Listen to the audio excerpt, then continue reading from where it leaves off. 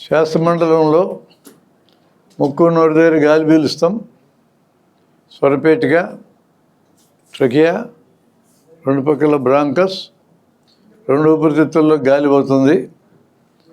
మనం పీల్చే గాలి ఆక్సిజన్ ఉంటుంది. ఈ ఆక్సిజన్ రక్తంలోకి వెళ్తుంది. రక్తంలోని కార్బన్ డైఆక్సైడ్ ఊపిరితిత్తుల్లోకి వస్తుంది. వదిలే గాలిలో బయటికి వెళ్ళిపోద్ది కార్బన్ డైఆక్సైడ్. ఇంతే కదా. రక్త ప్రసరణ మండలంలో గుండె ఉంటుంది. లోపల కాళ్ళ వైపు నుంచి ఒక పెద్ద రక్తనాళం గుండా, పైన చేతులు తల వైపు నుంచి మరో పెద్ద రక్తనాళం గుండా రక్తం గుండెలో కుడిపక్కకి రక్తం వస్తుంది. కుడిపక్క వచ్చిన రక్తం ఊపిరితిత్తుల్లోకి వెళ్తుంది. ఊపిరితిత్తుల్లోకి రక్తం వెళ్ళినప్పుడు మనం గాలి పీల్చినప్పుడు ఇందులో ఉండే ఆక్సిజన్ దాంట్లోకి వెళ్తుంది. శుద్ధి అయిన రక్తం ఎడం పక్క గుండెకి వస్తుంది. అక్కడి నుంచి బృహద్దమనం ద్వారా శరీరం అంతా రక్తం వెళ్తుంది.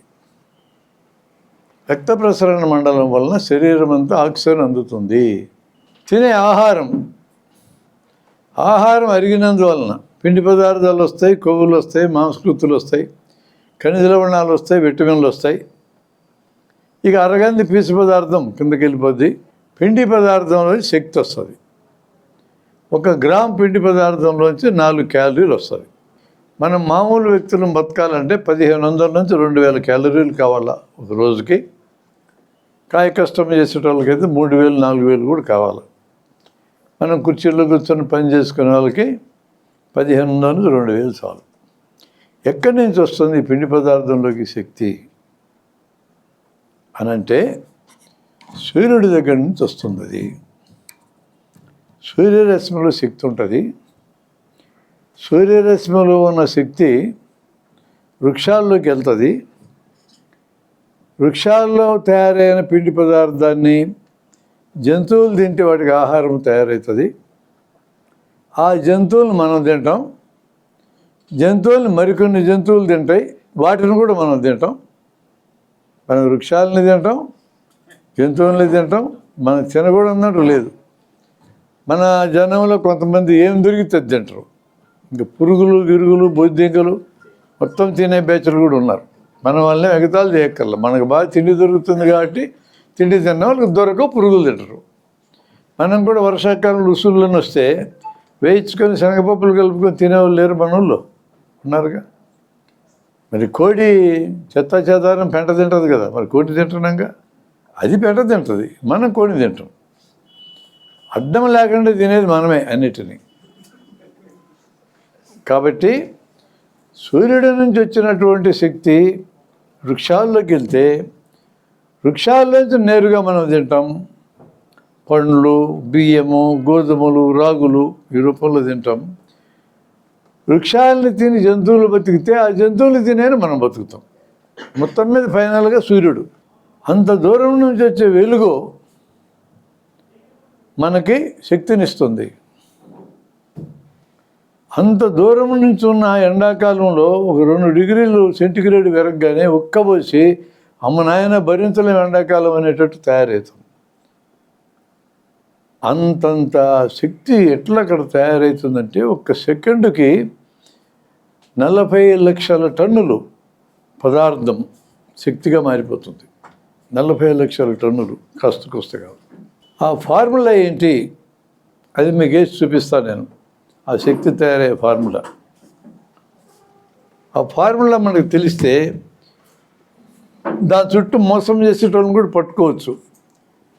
6CO2 plus 6H2O is equal to C6. ఈ ఫార్ములా మీరు నోట్స్లో రాసుకోండి. O6 plus 6O2. ఇక్కడ సూర్యరశ్మి, ఇక్కడ పత్రహరితము. 1 కార్బన్ డైఆక్సైడ్ ఉండాలా, 2 నీరు ఉండాలా, 3 పత్రహరితం ఉండాలా, 4 సూర్యరశ్మి ఉండాలి. దీన్ని కిరణజన్య సంయోగ క్రియ అంటారు. ఫోటోసింథసిస్ దీని పేరు. ఫోటోసింథసిస్. ఫోటో అంటే వెలుగు, వెలుగు ద్వారా తయారయ్యే రసాయన కార్యము. ఈక్వేషన్కి అవతల పదార్థాలు ఈక్వల్ కావాలా? దాని పేరు ద్రవ్య నిత్యత్వ నియమం అంటారు. ద్రవ్య నిత్యత్వ నియమము. ఇక్కడ సీలు ఎన్ని ఉన్నాయి? 6 సీలు. 6 CO2 6 seal. ఇక్కడ సి ఎన్ని ఉన్నాయి? 6 సరిపోయినాయి. ఇక్కడ హెచ్ ఉన్నాయి. H2 అంటే 2, 6 2 12. ఇక్కడ 6 సీలు 12 హెచ్లు సరిపోయినాయి. ఇక్కడ ఆక్సిజన్ ఎన్ని ఉన్నాయి? 6 2 12. ఇక్కడ 6 18. ఇక్కడ ఎన్ని ఉన్నాయి? 6 12 18.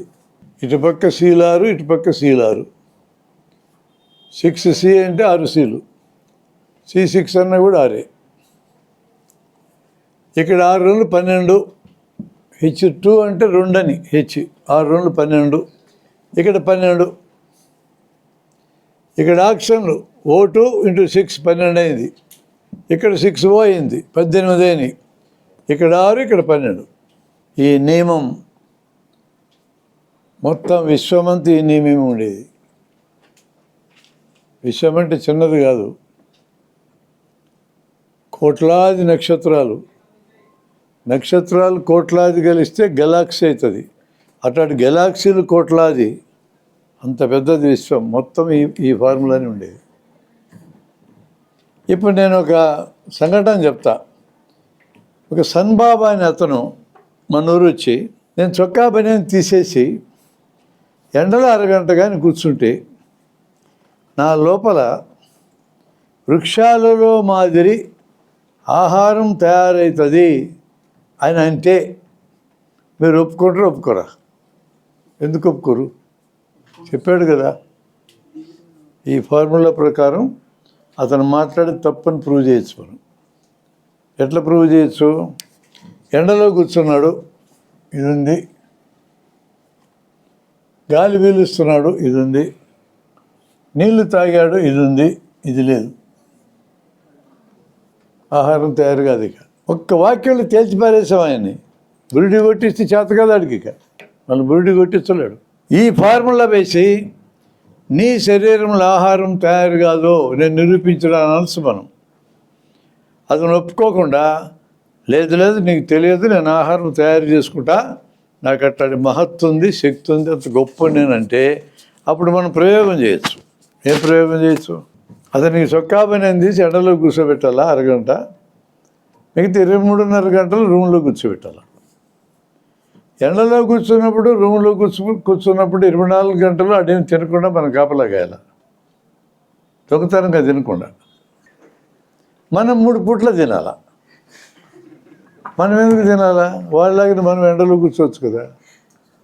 అది ఇంకా నిరూపించబడలేదు కదా. వాడు చెప్పేది ఇంకా నిరూపణ కాలేదుగా.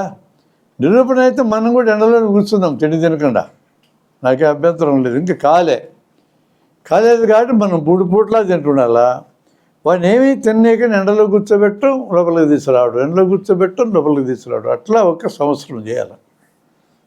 1 సంవత్సరం ఏమీ తినకుండా గాలి పీలుస్తాడు, నీళ్ళు తాగుతాడు, గాలి పీలుస్తాడు, నీళ్ళు తాగుతాడు, బతుకుతూ ఉండాలి. అది సాధ్యమైతే గొప్ప పరిశోధన కదా.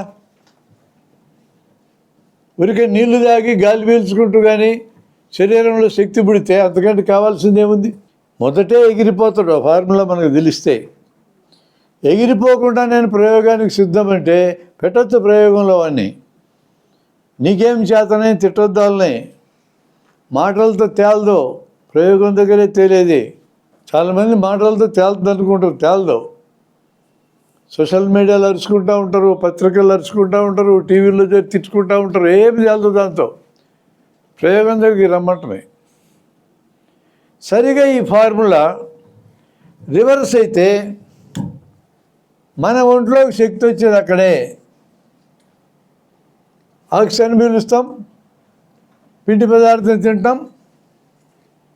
తింటే ఇక్కడ ఎట్లయితే దీంట్లోకి శక్తి వచ్చిందో సూర్యరశ్మిలోంచి శక్తి బయటికి వెళ్తుంది. అలా నీళ్ళు వస్తాయి, కార్బన్ డైఆక్సైడ్ బయటకు వస్తాయి. నీళ్ళు మూత్రంలో పోసేస్తాం, మూత్రంలో నీళ్ళు వెళ్ళిపోతాయి. ఊపిరి వదిలేటప్పుడు ఊపిరితిత్తుల్లోంచి కార్బన్ డైఆక్సైడ్ బయటికి పోతుంది. ఇక్కడ సూర్యరశ్మిలోంచి శక్తి లోపలికి వెళ్ళింది, పదార్థంలో ఈ పిండి పదార్థంలోకి వెళ్ళిపోయింది. ఆ శక్తినే మనం మరలా తిరిగి బయటకు తీసుకొచ్చడం.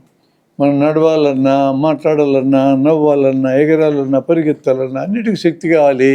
ఆ శక్తి ఎక్కడి నుంచి వస్తుంది? పిండి పదార్థం నుంచి వస్తుంది.